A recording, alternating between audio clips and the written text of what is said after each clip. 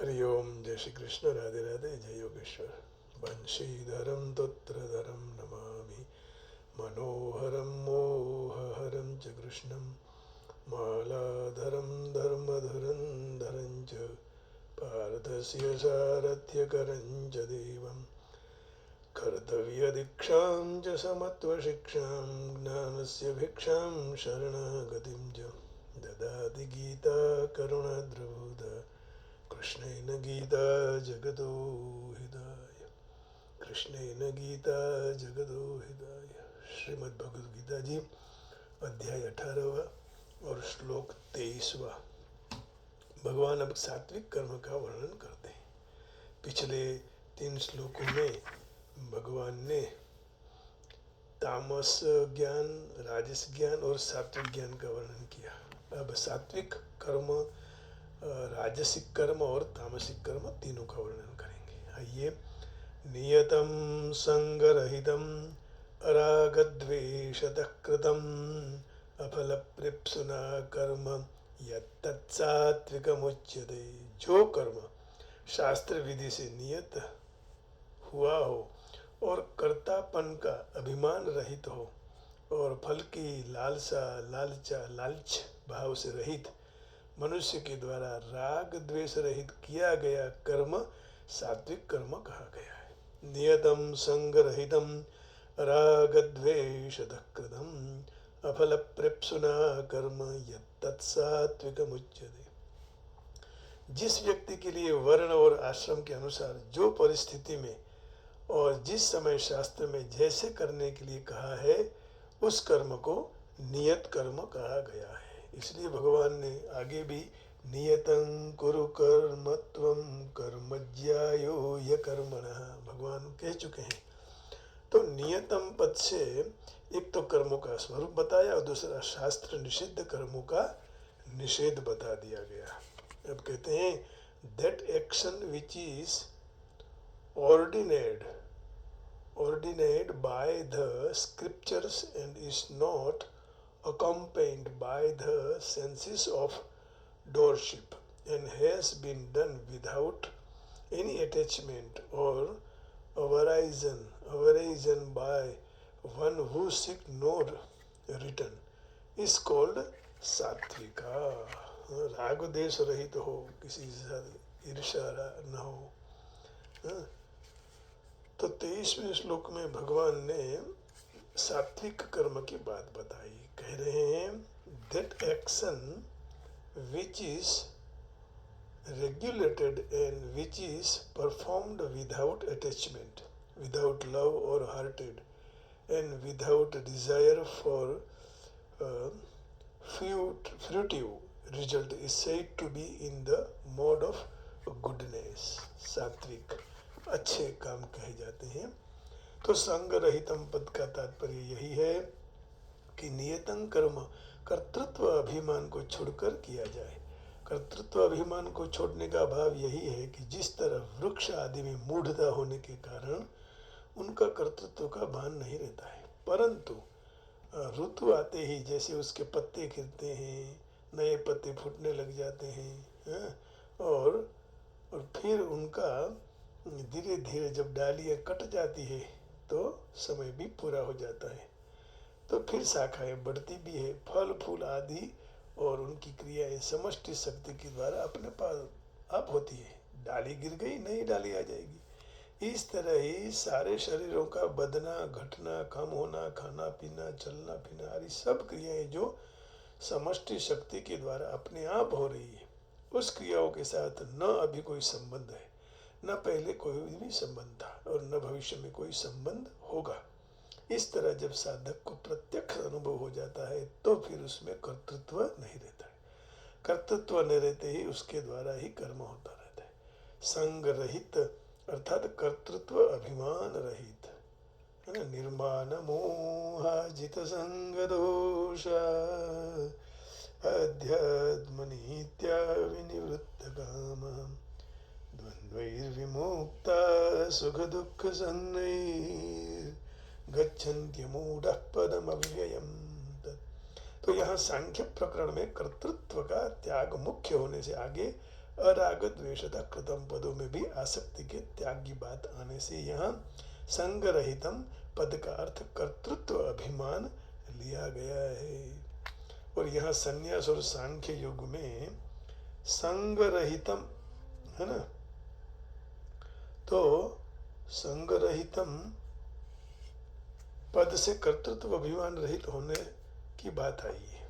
त्याग कर्म योग में यह संगम त्यक्त्वा फलम चैव 18वें अध्याय के इसी अध्याय के 9वें श्लोक में भगवान कह चुके हैं। संगम त्यक्त्वा माने संग छोड़ देना पड़ेगा। संगम त्यक्त्वा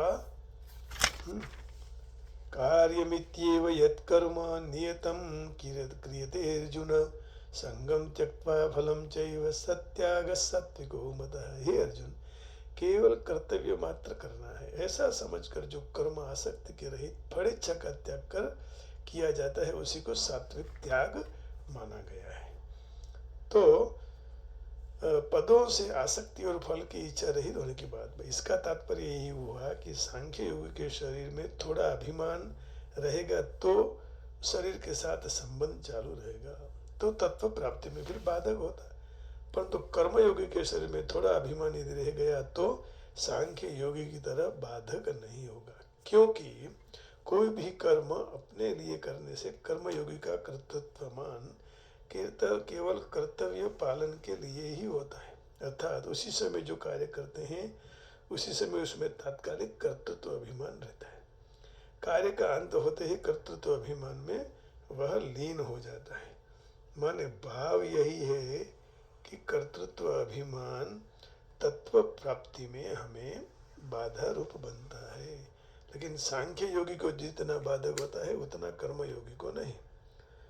तो और राग द्वेषता कृतम पदों का तात्पर्य यही है कि राग द्वेष से रहित कर्म करने में, अर्थात कर्म का ग्रहण राग पूर्वक न हो, कर्म का त्याग द्वेष पूर्वक न हो, और कर्म करने के जितने साधन हैं शरीर इंद्रिय अंतःकरण उन सब में राग द्वेष न हो। राग द्वेषता पद से वर्तमान में राग का अभाव बताए, अफल प्रेप्सुना पद से भविष्य में राग का अभाव बताया। तात्पर्य यही हुआ कि भविष्य में प्राप्त होने वाली फल की इच्छा रखे बिना मनुष्य के द्वारा कर्म किया जाए, अर्थात क्रिया और पदार्थों से निर्लिप्त रहकर असंगता पूर्वक कर्म किया जाए तो सात्विक कर्म कहा जाता है। इस सात्विक कर्म में सात्विकता वहाँ तक है जहाँ तक अत्यंत सूक्ष्म रूप प्रकृति के साथ संबंध है। जब प्रकृति के साथ सर्वदा संबंध विच्छेद हो जाता है तब कर्म भी अकर्म हो जाता है। माने हमें परमात्मा को पकड़ना है और प्रकृति को छोड़ना है। तो राजस कर्म का वर्णन अब 24वें श्लोक में कर रहे हैं।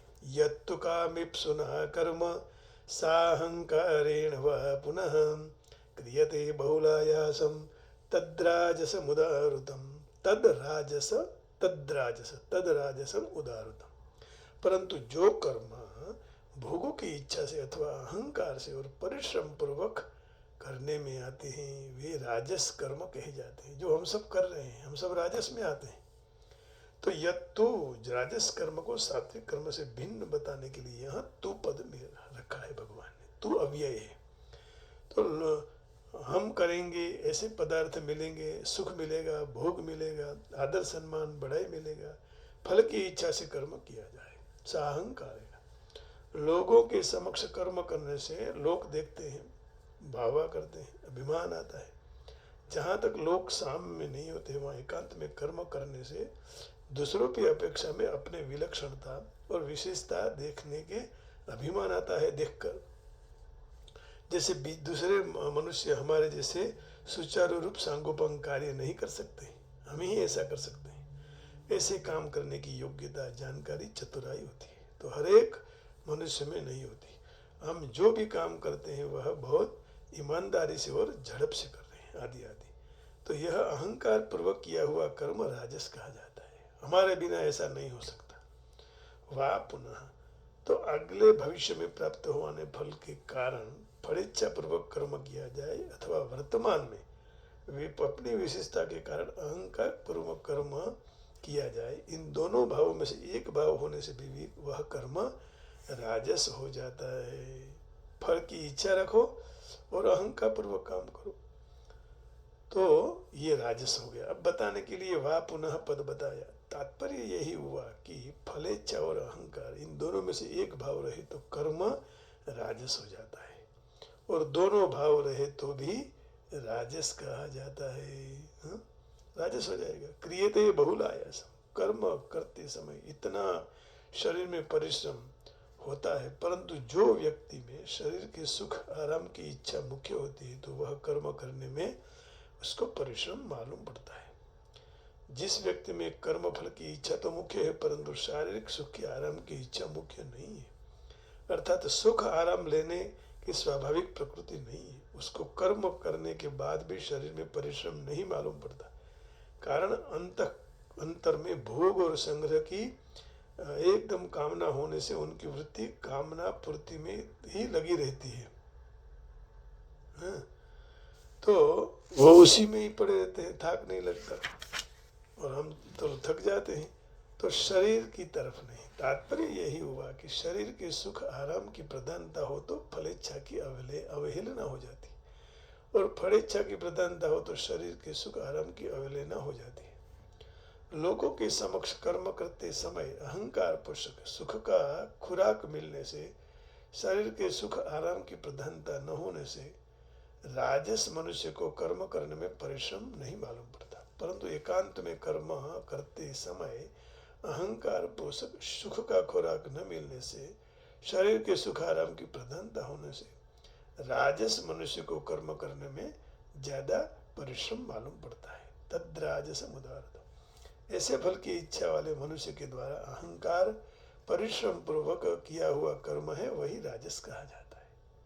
राजसी मनुष्य अपनी जरूरियात तो खूब बढ़ा देता है, उसमें उसके दरेक काम में अधिक वस्तुओं की जरूरत पड़ती है, अधिक वस्तु इकट्ठी करने में वह परिश्रम अधिक होता है। तो राजसी मनुष्य कर्मों का विस्तार करता है और उसके लिए उसको परिश्रम बढ़ाना है। शरीर में राग द्वेष होने के कारण राजसी मनुष्य शरीर को आराम मिले ऐसा नहीं इच्छता है, ऐसा नहीं इच्छता ही है, और वह उसके थोड़े काम में भी ज्यादा परिश्रम दिखाई देता है। तो थकता नहीं, परिश्रम भी करता रहता है, फिर परिश्रम के बाद आराम की भी इच्छा करता रहता है। तो 24वें श्लोक में but action performed with great effort bye one seeking to gratify his desire and enacted from a senses of also ego is called action in the mode of passions। तो वो राजस कहा गया। राजसी लोग में मेरे ख्याल से हम सब आ जाते हैं, क्योंकि हमारा यही तो है। हाँ? अब देखिए, श्लोक था हमारा 24वां।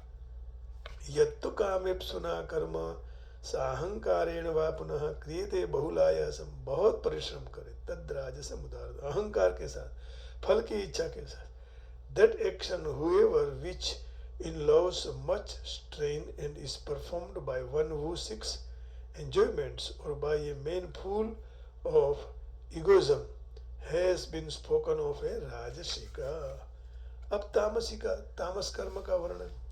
अनुबंधम क्षयम हिंसाम अनवेक्ष्य च पौरुषम मोहादारभ्यते कर्म तत्तामसमुदाहृतम्। अनुबंधम क्षयम हिंसाम अनवेक्ष्य च पौरुषम मोहादारभ्यते कर्म यत्तत्तामसमुच्यते। जो कर्म का परिणाम हानि, हिंसा और सामर्थ्य के ध्यान में लिए बिना मोहपूर्वक आरंभ किया जाए वह कर्म तामस कहा जाए। किसी को परेशानी हो जाए, जो फल की कामना होती है तो मनुष्य तो फल प्राप्ति के लिए विचार पूर्वक कर्म करता है, परंतु तामस मनुष्य में मूढ़ता की प्रधानता होने से वह कर्म करने में सोचता नहीं, कोई ऐसे भी काम कर लेता है। तो ऐसे कार्य करने से मेरा और दूसरे प्राणियों का अभी कितना परिणाम में नुकसान होगा, कितना अहित होगा, यह अनुबंध अर्थात परिणाम को विचार किए बिना ही कार्य का आरंभ कर देते हैं। क्षयम, यह कार्य करने से अपने और दूसरों को कितनी शारीरिक हानि होगी। धन और समय का कितना व्यय होगा, इससे दुनिया में कितना अपमान, निंदा, तिरस्कार होगा, मेरा लोक परलोक बिगड़ जाएगा। ये सब बिना नुकसान का विचार किए बिना जो आरंभ करते हैं वो भी तामसी कर्म है। नहीं तो नुकसान का विचार तो करना ही चाहिए ना, यह लोग भी बिगड़ जाएगा। हिंसा, इस कर्म से जीवों की हत्या होगी, कितने श्रेष्ठ व्यक्तियों का सिद्धांत और मान्यताओं का हनन होगा, दूसरे मनुष्यों की मानता कितनी हन जाएगी, इसके भावी जीवों के शुद्ध भाव, आचरण, वेशभूषा, खान पान आदि को कितनी हानि होगी, इससे मेरा और दुनिया का कितना अधःपतन होगा। और परिणामों की उपेक्षा करके कार्य का आरंभ कर देते हैं।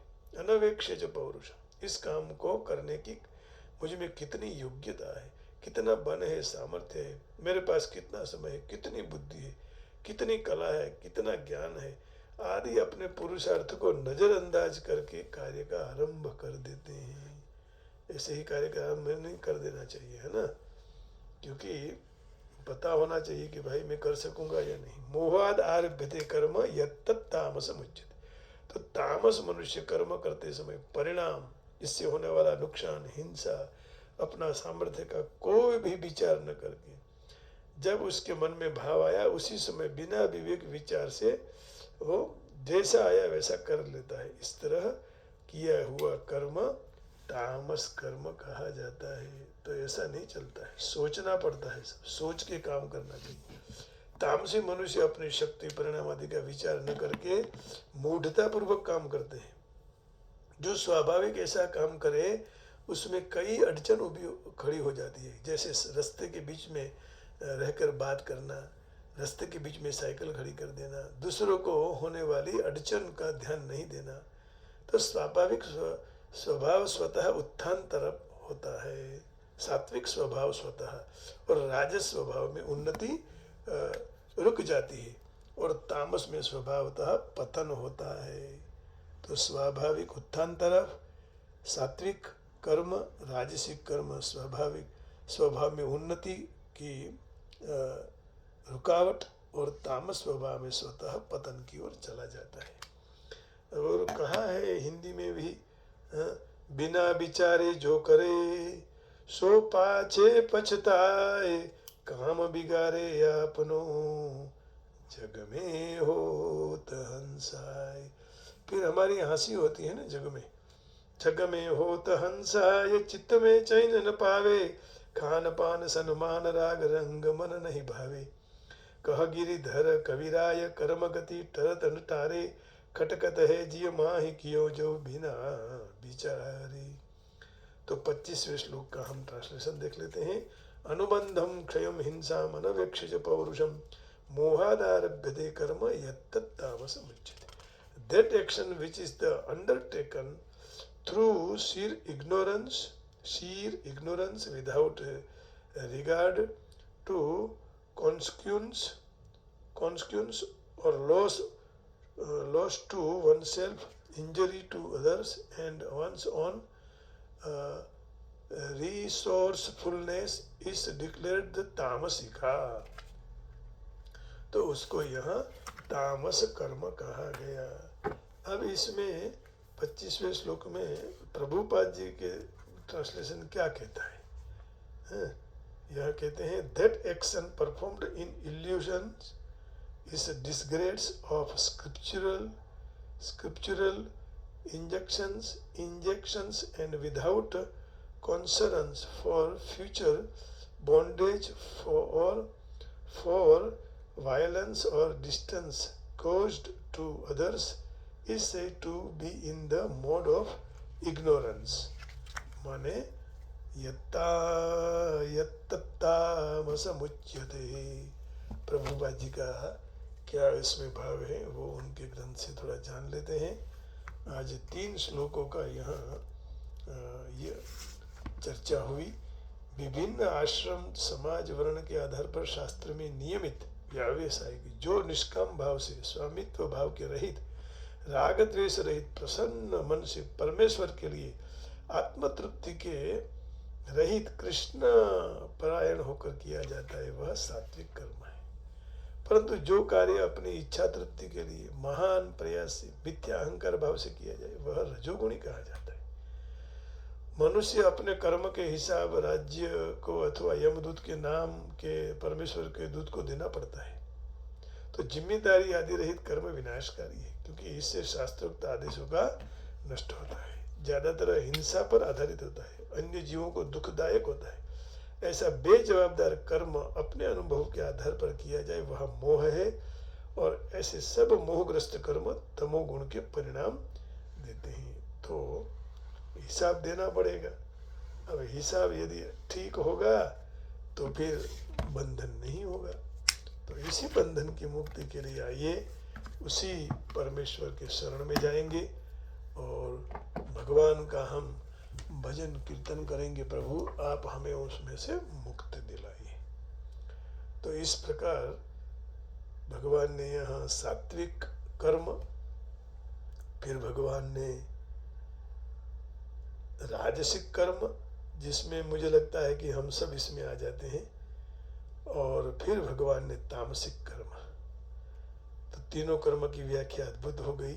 यदि भगवत कृपा होगी तभी ही हम सात्विक की ओर जा सकते हैं, नहीं तो राजसी कर्म कर रहे हैं। अब राजसी कर्म में से उठने के लिए हमें भगवान के नित्य भजन कीर्तन कुछ न कुछ करना ही चाहिए, और यदि ऐसा नहीं करेंगे तो हमें सफलता मिलने वाली नहीं है। सफलता प्राप्त करने के लिए भजन के सिवाय कोई रास्ता नहीं है, क्योंकि हमारी यह एक एक पल जो है वो चली जा रही है। तो उसको रोकने के लिए, उससे बचने के लिए केवल भजन ही सर्वोत्तम रास्ता है। तो आइए भगवान के कीर्तन करते करते, उसी कन्हैया को याद करते करते हमारा संपूर्ण यह दिन मंगलमय हो, आनंदमय हो, ऐसी भगवान से प्रार्थना करेंगे कि प्रभु हमें आशीर्वाद देना।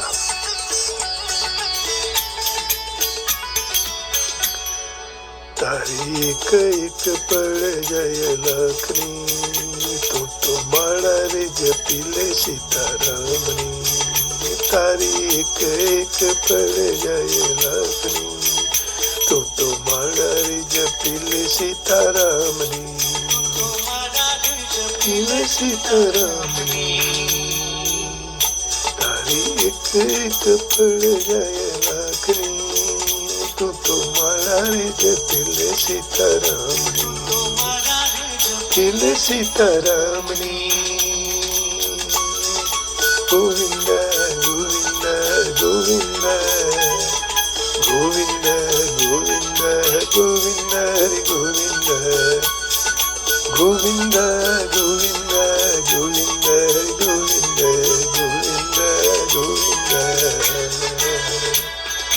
गोविंद गोविंद गोविंद। साथे लाव्या सो लई जासो, આવ્યા એવા ખાલી જાસो। साथे लाव्या सो लई जासो, આવ્યા એવા ખાલી જાसो। धन्य रे बनावो भक्ति भावती, तो माड़ा रे जपिले सीतारामनी। रे जपिले सीतारामनी। तारी एक पड़ जाए लखनी, तो माड़ा रे जपिले सीतारामनी। तो माड़ा रे जपिले सीतारामनी। तो माड़ा रे जपिले राधे श्यामनी। कृष्ण हो कृष्ण हो कृष्ण हो कृष्ण हो। भक्ति खांडा केरी धार नथी कायर के रोका। भक्ति खांडा केरी धार नथी कायर के रोका। जेने लगने लगी रे भगवान, तो माड़ा रे जपिले सीतारामनी। तो माड़ा रे जपिले सीतारामनी। तारी एक पड़ जाए लखनी, तो माड़ा रे जपिले सीतारामनी। माना रे जपिले सीतारामनी तो तुम गोविंद गोविंद हरि गोविंद गोविंद हरि गोविंद गोविंद गोविंद गोविंद हरि गोविंद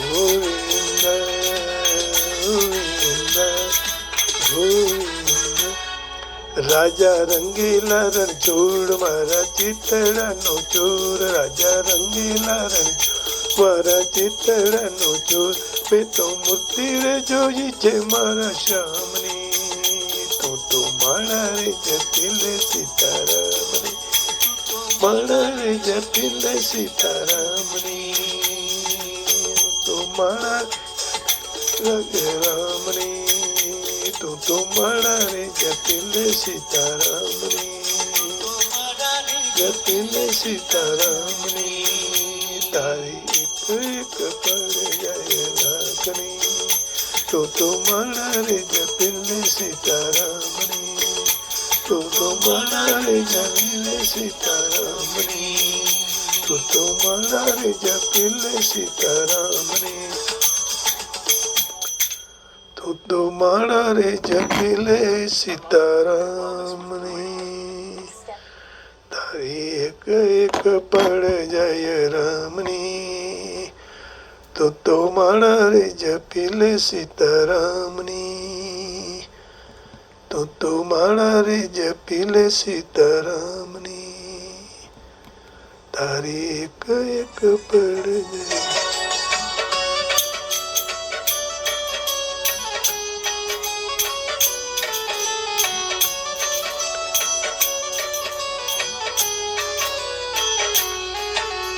जलियण नम के हीरे मोती जलियण नम के हीरे मोती मैं बिखराऊं गली गली ले लो कोई जलियण नाम शोर मचाऊं गली गली जय जय राम जय राम जय जय राम जय राम जय जय राम श्री राम जय राम जय जलियण नम के हीरे मोती मैं बिखराऊं गली गली ले लो कोई जलियण नाम शोर मचाऊं गली गली राम जय जय राम श्री राम जय राम जय जय राम श्री राम जय राम जय जय राम श्री राम जय राम जय जय राम श्री राम जय राम जय जय राम श्री राम जय राम जय जय राम माया के दीवानों सुन लो एक दिन ऐसा आएगा धन दौलत और माल खजाना यहीं पड़ा रह जाएगा जय राम जय जय राम श्री राम जय राम जय जय राम काया मिट्टी होगी सुंदर काया मिट्टी होगी सुंदर काया मिट्टी हो चर्चा होगी गली गली ले लो रे कोई जलियण ना शोर मचाऊं गली गली जय जय राम श्री राम जय राम जय जय राम जय जय राम श्री राम जय राम जय जय राम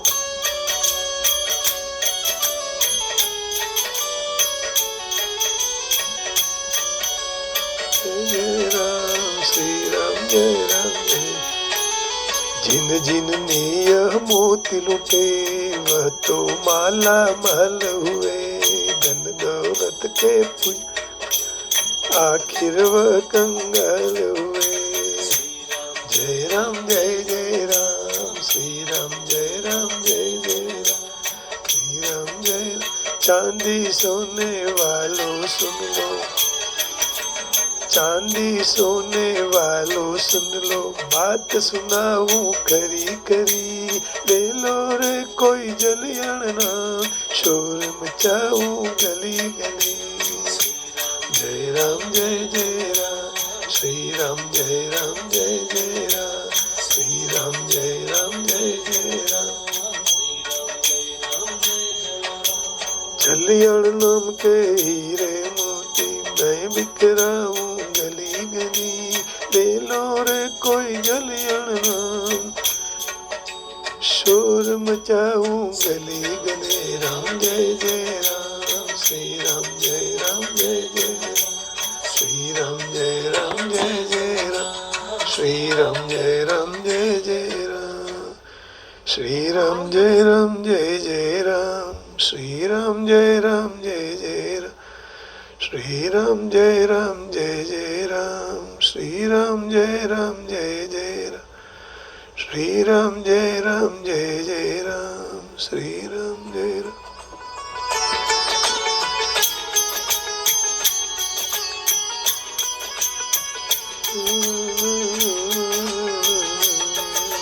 श्री कृष्ण शरणं मम, श्री कृष्ण शरणं मम, श्री कृष्ण शरणं मम, जय श्री कृष्ण।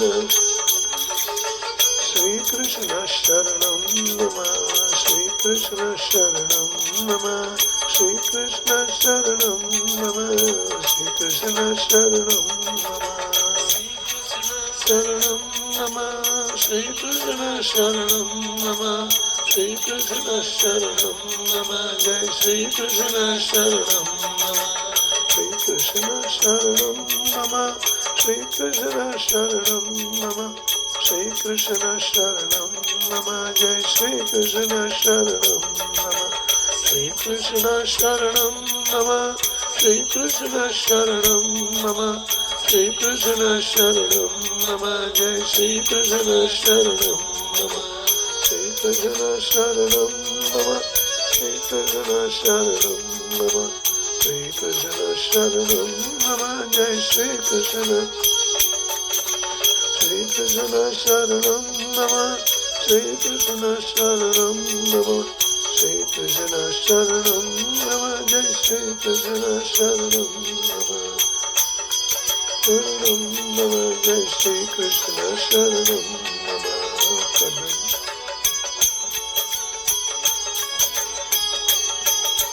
कदम्ब केरी डालो बोले कृष्ण शरणं मम, यमुना केरी पाड़ो बोल श्री कृष्ण शरणं मम, ब्रज 84 कोस बोल श्री कृष्ण शरणं मम, कमल कमल पर मधुकर बोल श्री कृष्ण शरणं मम, श्री कृष्ण शरणं मम, श्री कृष्ण शरणं मम, श्री कृष्ण शरणं मम, जय श्री कृष्ण शरणं मम, श्री कृष्ण शरणं मम, श्री कृष्ण शरणं मम, श्री कृष्ण शरणं मम, जय श्री कृष्ण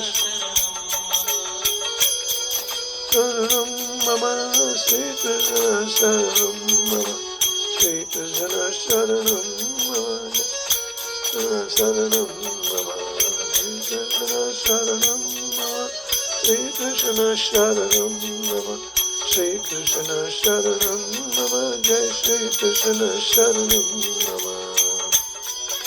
श्री कृष्ण शरणं मम, जय श्री कृष्ण शरणं।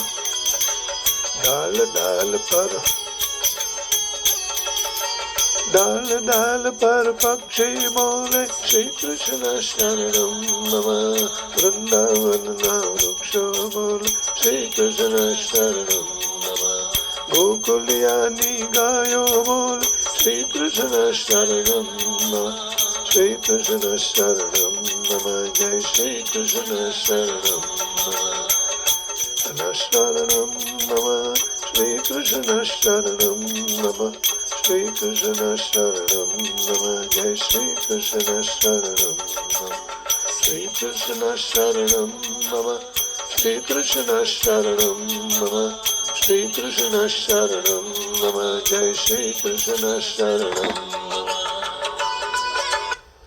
आप सबके हृदय में श्री कृष्ण परमात्मा बैठे हैं, उनको प्रणाम करके वाणी को विराम देता हूँ। जय श्री कृष्ण, हरिओम, राधे राधे, जय योगेश्वर, गोविंदा गोविंदा, ओम नमः शिवाय। जय गिरनारी, जय बरसाने वाली, जय राम जी की, जय श्री राम, जय श्री राम।